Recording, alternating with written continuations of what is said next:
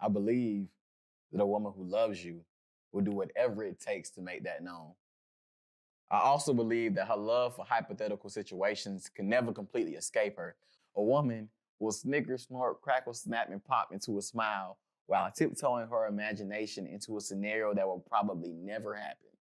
Like, babe, would you still love me if I woke up tomorrow and I had a whole shoulder missing?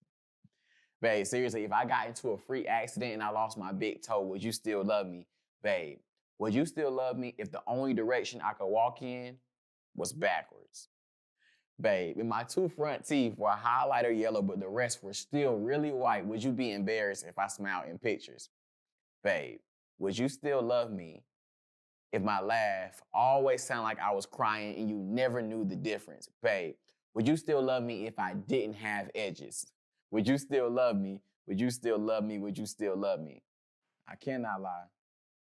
Most times we don't answer, either because we're too annoyed, discombobulated, or caught completely off guard. But every time, we should hone into the former rather than the latter part of the question. Would you love me if?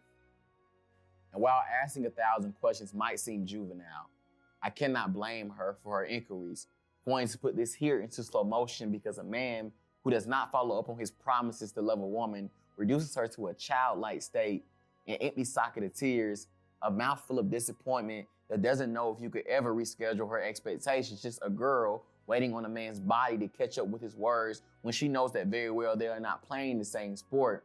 So we want women to show up to a battlefield of love armed with nothing but an empty hand and an open heart. But we show up with nothing but a closed fist and a treaty full of excuses about what will happen next time.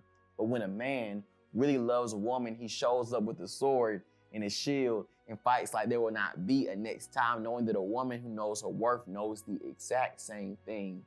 I cannot lie. Before you meet the right woman, you will not always know your what ifs. You will only know the shadow of a man that you can go back to. I'm proud to say now that I have nothing to go back to, but I do know that if love was always convenient, if it didn't sometimes forget its name on a grocery list of ingredients that don't seem to go together, didn't sometimes make us lose our reflection in a photo album full of mirrors, if it didn't make us ask ourselves, where have you been my entire life when we didn't think that we were looking for anything? Would it even be worth holding on to for dear life? So after I've unraveled the question mark she has made of my face, I gently reply, yes, I will. But thank God you have edges.